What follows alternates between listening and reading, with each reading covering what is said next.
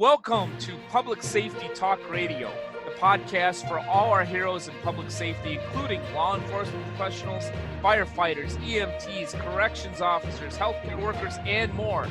This show is produced by the POCUA and is founded upon its Soundness initiative. This episode is also sponsored by the POCUA, a consortium of financial institutions serving law enforcement as well as other first responders and public safety professionals. Always remember, if you aren't banking with a POCUA credit union, you're just working with an institution that just so happens to serve public safety professionals. And you and your family deserve better. Hi, I'm Ken Bader, your host for Public Safety Talk Radio, and I have a very intriguing guest with me today. Let me tell you a bit about him. His name is James McNeil, and he is the author of Finding Your Personal Mission, which is a book about overcoming obstacles and eliminating suicidal thoughts. He is a U.S. Army veteran and a two-time suicide survivor, and we're really glad about that because I'm glad that he's with us, and also really pleased that we're going to get some insight from him because he's intimately acquainted with how to overcome suicidal obstacles. So, James, welcome to the show, man.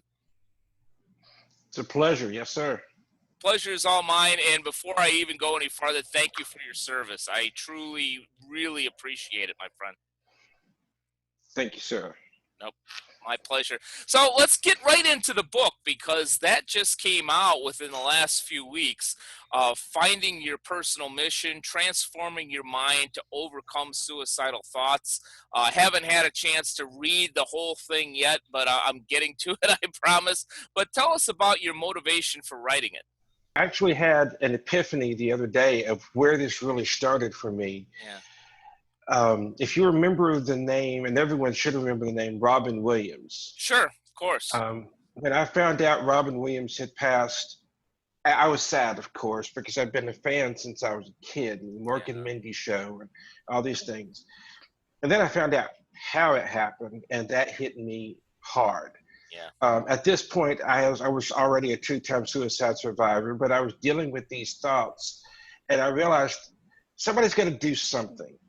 Now, I've always been a slow study on these things, and it took me a good long while to realize that somebody needed to be me, helping people to overcome it by showing them, hey, you know what? This is what I did to overcome this, and if I can do it, you can do it. Yeah. I used to hate that phrase, but now I use it because I want people to understand there's nothing special about me that isn't also special about you. If I can overcome these suicidal thoughts, anyone can.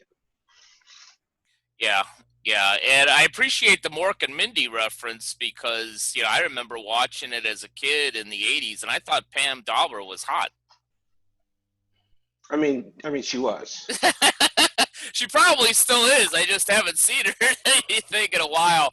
But, yeah, I think I think what the unfortunate incident with Robin Williams, because he was so famous, really brought to light is the issues of mental illness. I for one am not a suicide provider. Survivor. I'm not a provider of suicide either. Neither one. But you're not Dr. Kevorkian. I get it. I am not. I've got a number of talents. Fortunately, that is not one of them. But, I do have a tendency to go to a dark place. I am a recovering alcoholic. I'm in an AA program and find that, even though I haven't gone so far as suicide, that it's really easy to go into that dark place. And I think that's what happened with Robin Williams. Is that kind of your history as well, somehow going into that dark place, or is it something else, I should say? You're very close to it. The history of going into the dark place. With Robin Williams, it wasn't just that. It was that he covered it up so well with the fact that anyone that knew him would say he loved to laugh and he loved to make people laugh. And if you start looking at the people in your life that they love to laugh and they love to make other people laugh, there might be an issue that they're trying to cover up, like he was. Yeah. He was suffering in silence because of the stigma that has been put on this. Well, don't talk about it because people will think you're weak. And that ties into chapter 1, imposter syndrome. Don't talk about this. People will think you're weak. For me, it was, like you said, it was that dark place of, well, I guess I'm a screw up. I can't do anything right. Yeah. And that when I first got out of the Army, I was told throughout my enlistment, especially in basic training, I was told employers love to hire veterans. They love to hire veterans. They'll hire you before they hire anybody else. And then I get out of the Army and find out that's not the case. Yeah. It may have been when they said it, but not when I got out. But when I got out, I started dealing with this frustration, this mentality of, maybe I'm not as good as I thought I was. Maybe I'm just a failure. Maybe I just can't do this. And that's where imposter syndrome kicks in. Yeah, I certainly can identify with the imposter syndrome, and I remember reading that snippet or that portion of the book. You go through life sometimes and you think, I'm not as good as I think I am. I'm not, I got this, VP position at the age of 30. Did I really deserve this?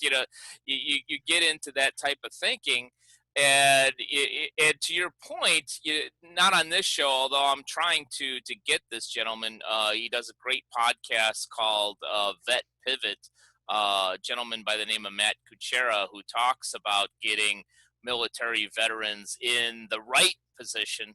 Yeah, I think what he would say, and I remember from our earlier discussion, is that saying people love to hire veterans is too blanket of a statement. I think that there are some organizations and leaders out there that do truly love to hire veterans. And for others, there is, I wouldn't say a stigma, but more of a stereotype of what they're getting from a veteran that may make them a little hesitant. Exactly. In 2014, Boone Cutler made a video. In the video, he said that I think he said 46% at that time of hiring managers say it's a challenge to hire veterans because of PTSD. Mm-hmm. Yeah. And unfortunately, that's a lie. Mm-hmm. It's PTSD phobia, not PTSD. That's the problem. But when a soldier gets off active duty and all of a sudden their identity is lost. They don't have the camaraderie they used to have.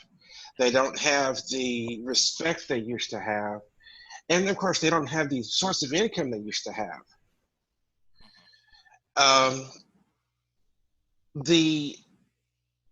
That plunges them into an identity crisis. Mm-hmm. Okay, yesterday I was a soldier or airman or Marine or whatever branch, but yesterday I was a soldier. What am I today? And then you just plunge right into, I'm not as good as I thought I was, because if I was, I probably would have stayed on active duty. Yeah. And for somebody like myself who got medically discharged, that's even worse, because in January of 2005, they started the medical discharge paperwork. By May, I was out. Yeah.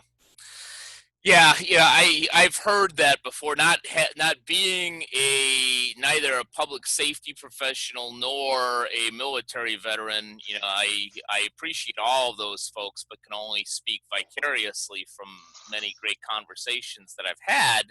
But I believe, and I've heard this, and I think this is true of, you mentioned before we started recording, Robert Thibodeau, who does a great podcast called the Kingdom Crossroads podcast.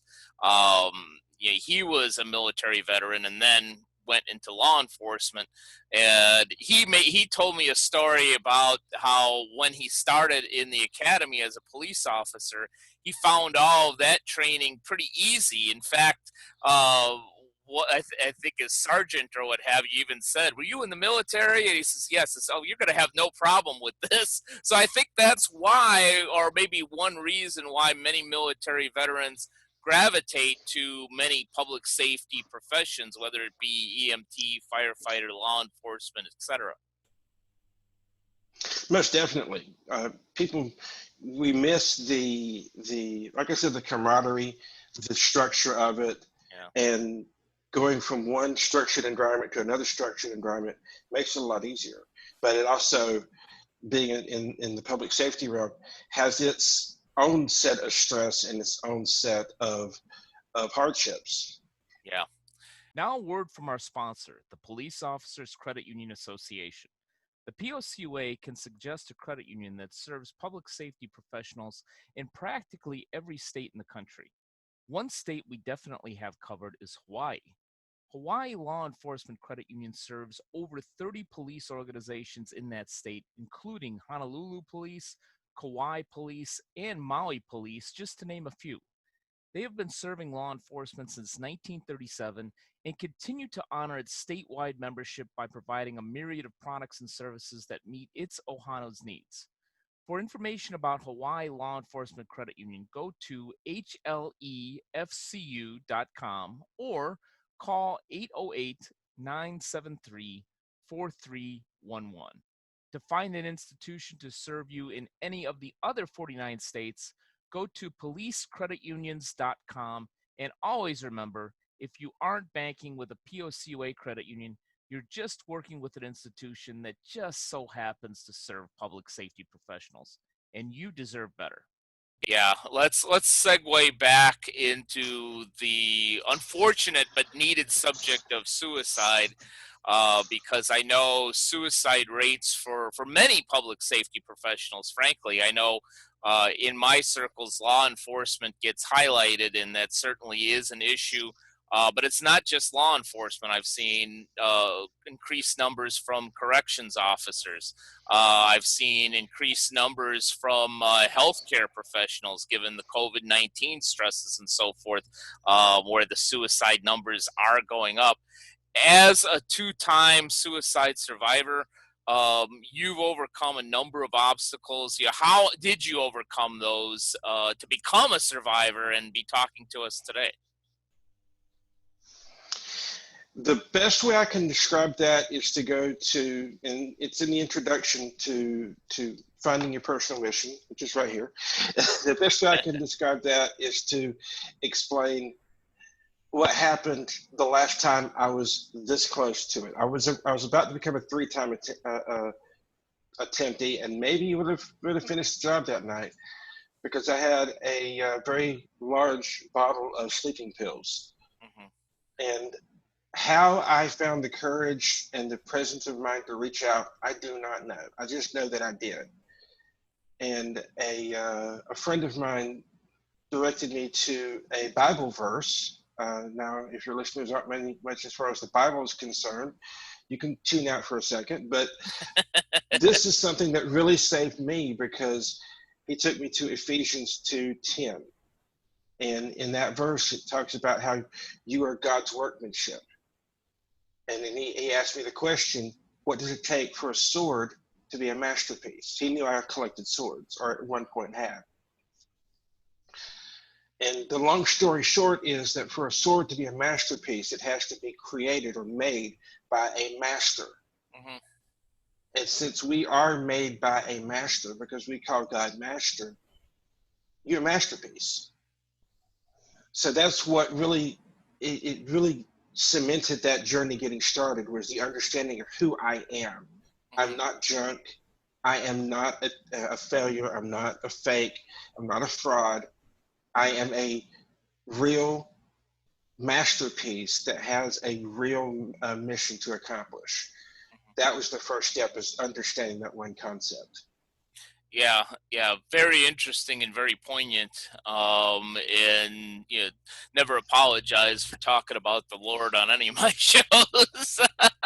I know for ironically, in many programs, including the one that I'm in, it talks quite a bit about the importance of finding that higher power, or as many say, God is you understand him or her, because there's many understandings.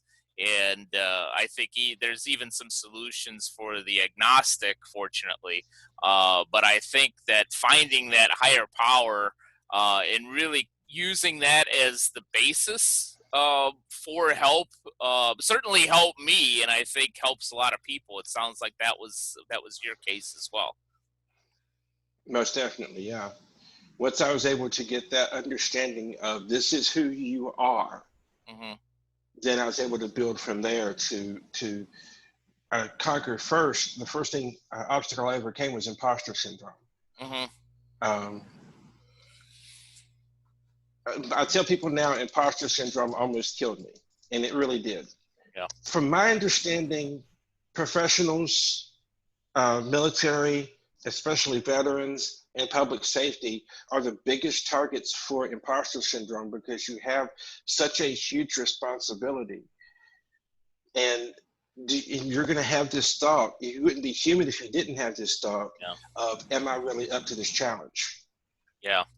Yeah. Fortunately, the stigma of mental illness has changed quite a bit, I believe, in the last few years.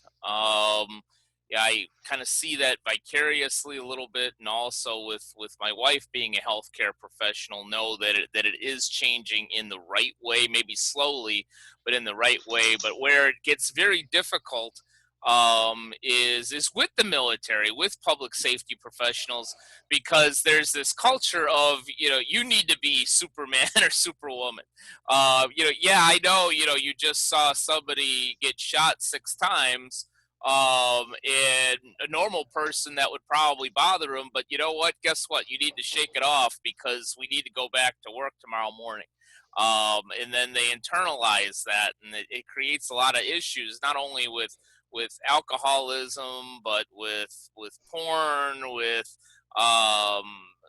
drugs, with gambling, with all kinds of outside mechanisms to try to deal with this. I even remember in one of my meetings, a firefighter saying that he originally had thought and talked to his friends about, you know what, if you saw what I saw on a regular basis, you'd be drinking to the level that I'm drinking too. So I think that, yeah, that one of the unfortunate situations with military and public safety professionals is they self-help, they self-medicate in a way which frankly is rarely a good thing. You are absolutely correct. And speaking to your listeners who have a background in the military, when you went through basic training, if your basic training was anything like mine, when you went through basic training, your drill sergeants or drill instructors or whatever they called them, hammered the idea into you that you needed to have a battle buddy everywhere you went. Mm-hmm. When I went through basic training, we were told if we saw you without a battle buddy, you were in trouble. You could not have just one person going anywhere, even if it was to the latrine. Even if, it did not matter. You had to have somebody with you everywhere you went. And the drill sergeants told us over and over again, when you get into a combat situation, when you get into a situation where your life is on the line, you're going to need these people with you because they're going to be the ones that bring you back alive. Now, here's the question. When we get out of the military, why do we stop that? Why do we have this mentality now that we have to be Superman, like you said? We have to be, Superman doesn't have anybody. Okay, well, he's Superman. He's an alien from another freaking planet. You're not. Why do you have this mentality? You have to be Superman. You need your brothers and sisters. You need your fellow officers, firefighters, doctors, medics, veterans. You need your fellow people that have been through the crap you've been through to help you to get through that. And without them, you're not going to do it, plain and simple. Yeah. And the skyrocketing suicide rates are just evidence of that. Yeah, that is an awesome story and a great analogy for all our listeners. Really important question. When you asked your battle buddy to accompany you to the latrine, did you tell him, "Come on with me, my doctor told me not to lift anything heavy today"? I needed a spotter. Got it. Yeah. Yeah, maybe I'll edit that out. Maybe I'll leave that in. Sometimes we need a little levity for these heavy subjects. But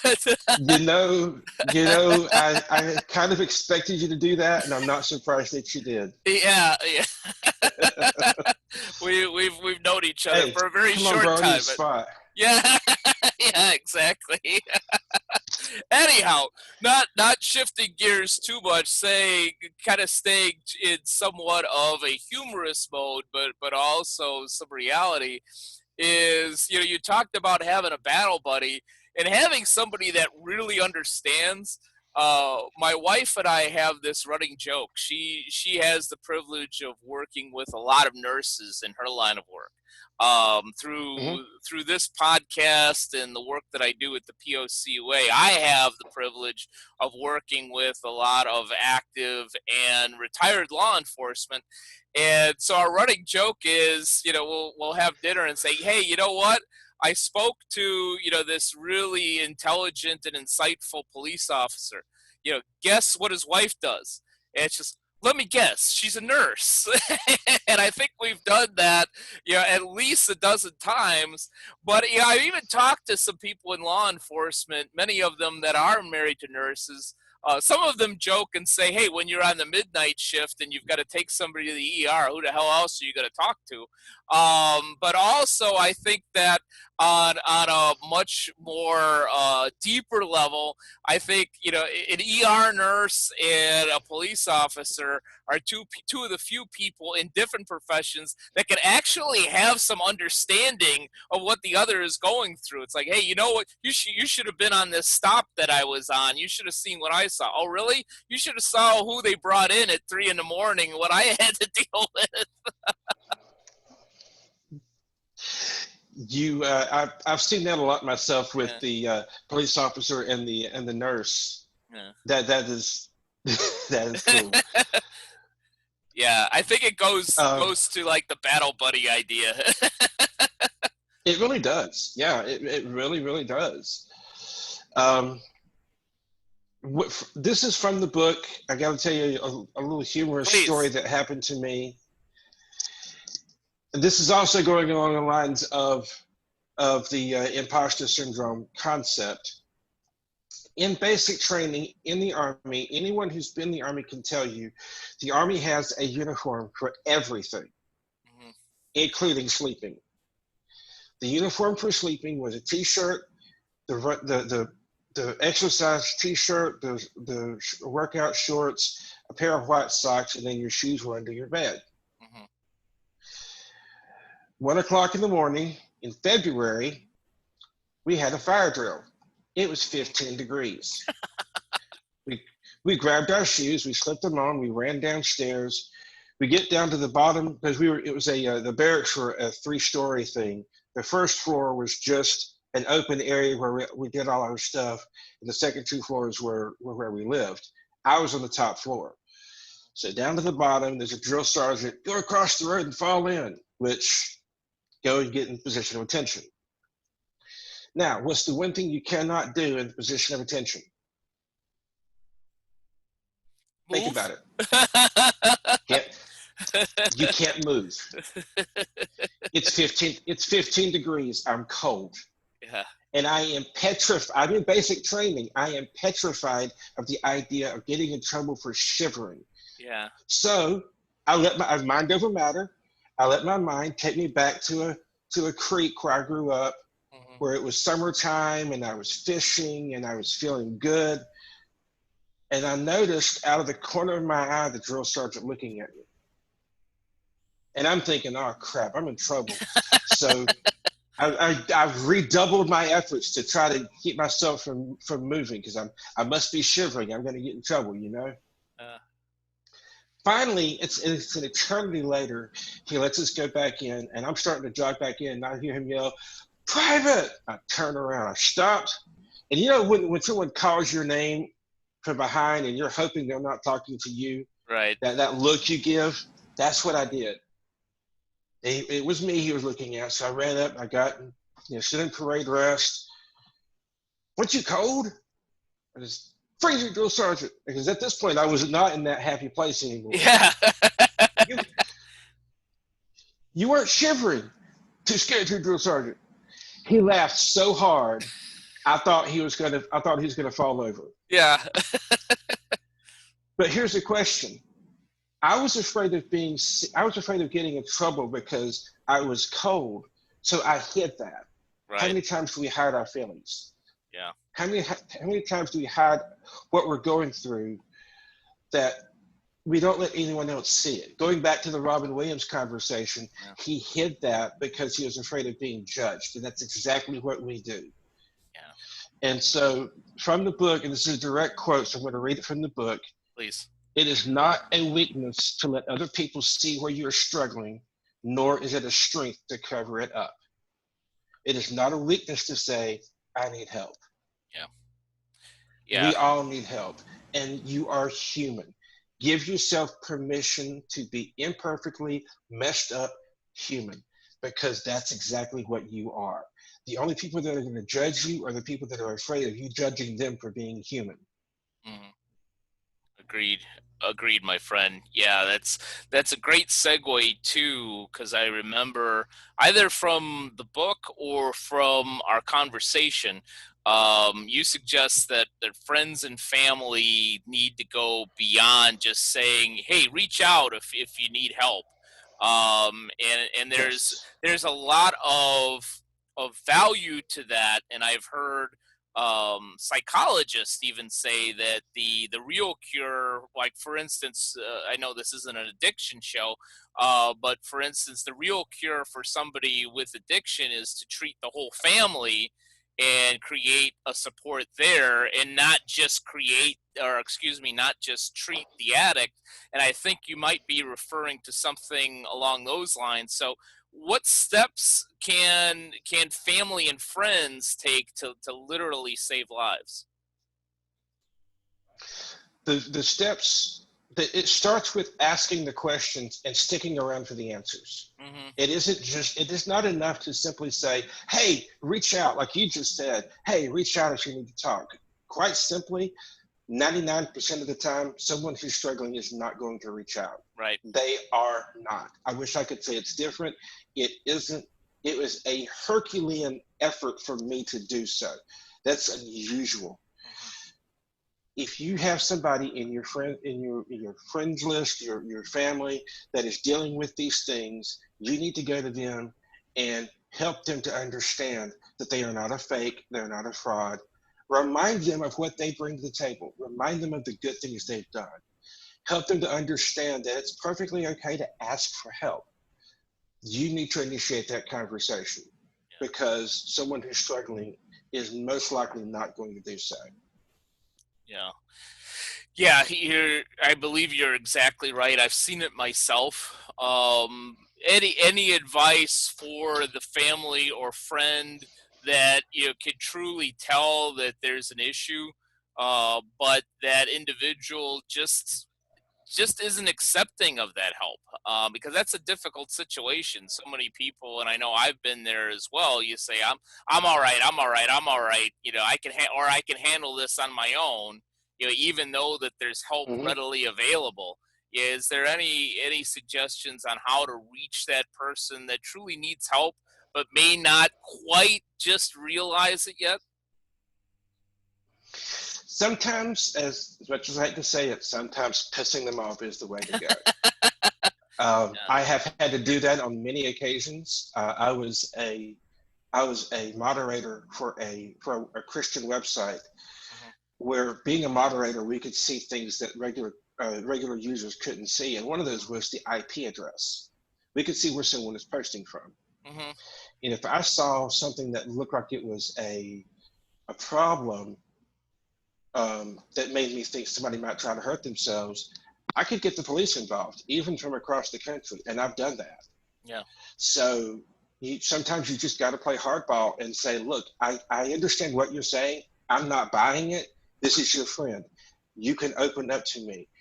And ultimately it is their call, but you just got to you got to persist. You got to keep at it and help make sure they know that you're not going to just walk away because they said, no, I'm okay.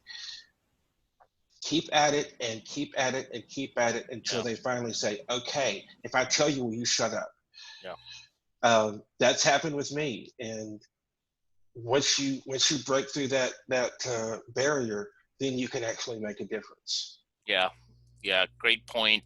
And a small plug, but a very, very valid plug before I move on. One of the POCUA's partners is an organization called Serve and Protect. We have them on our website. They serve all public safety professionals, whether you're an EMT, healthcare provider, law enforcement, firefighter, so forth. And they have licensed people ready to talk, and it all can be anonymous. So some of the folks out there that may be listening to this that maybe I have a problem, maybe I don't, and I don't want anybody that I know to talk to just this minute. Yeah, there is a resource out there to at least talk to somebody who is going to listen, who is going to steer you in the right direction, and you don't necessarily need to make the whole world aware, at least at this point. So I want to put that out there. So for some of those folks, who want to end the stress, they want to end the pain. And also realize that, as I kind of alluded to just now, even if it's just a small feeling, maybe it's not terrible yet, but maybe it's just a small feeling that I'm not right. And maybe I'm having a few thoughts that maybe this world is better without me rather than with me, which isn't true. And again, your shirt, is perfect. Your story isn't over yet. For those people, whose story is not over yet, and that's probably 100% of people, what's your advice for them? My advice is to remember this. Actually, write this down. You have not come this far to just come this far. You have overcome some pretty incredible stuff in your life. However old you are, whatever you've been through, especially if you're in the public safety field, you have overcome some pretty incredible things. Mm-hmm. You didn't go through all of that to stop now. And like you said, the idea of the world will be better off without me is a complete lie. The world is a better place because you are in it, because people like you and yourself are serving people who don't even know it. Law enforcement, the medical community, EMTs, firefighters, all of you are doing an incredible job that most of us can't do. Even if I were young enough to do it, my body is not in a position to be able to do that. I'm fat. I'll just say it, okay? We need some people to take care of us. You are doing an incredible job. But the biggest thing is you haven't come this far to just come this far. That's the short version of it. Take that, write it down, and get something like this. I sell these so I could make money off of this, but I don't care where you get it. Something like this where you can wear it that says your story is not over yet. It is not. You have a long way to go. Where can people find a "Your Story Is Not Over Yet" t-shirt? I'm a big t-shirt fan too. I'm wearing my Public Safety Talk Radio t-shirt. Where can they get yours, man? The best way to find it is you go to Facebook and you go to the page of the Inspirational Connection. It's facebook.com/Inspirational Connection shirts, and click the shop now, and that'll take you right to it. That is, I've got a very good friend, from two friends, Ginger and David, that run a company called Really Designs, and they do the product fulfillment, but the designs are there.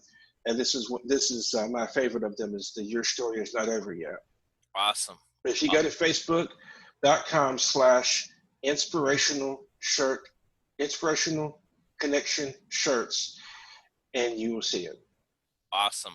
And we'll definitely put that in the show notes. And even more importantly, for those that could really use your brilliance, tap into your expertise, and or find a copy of the book, how best can they do that?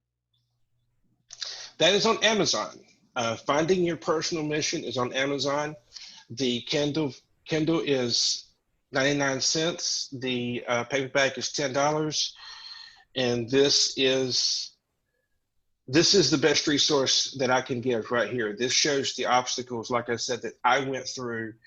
And if I can do it, anyone can do it.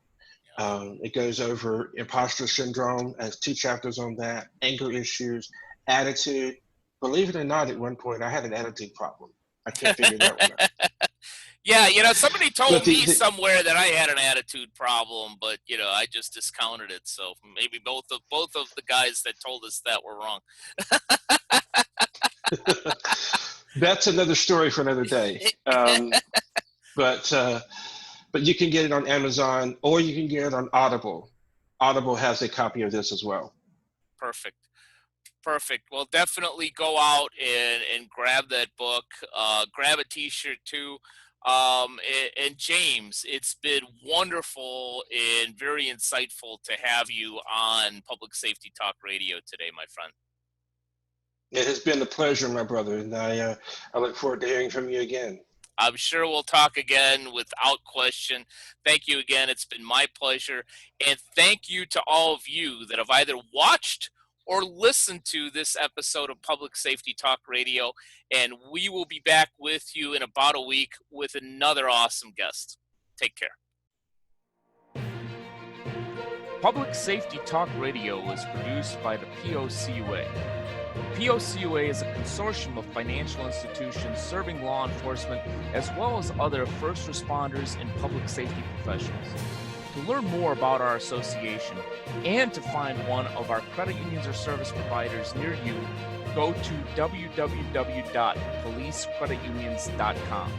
And always remember, if you aren't working with one of our POCUA credit unions, you're just banking with an institution that just so happens to serve first responders. As a public safety professional, you and your family deserve better. Find a POCUA credit union today.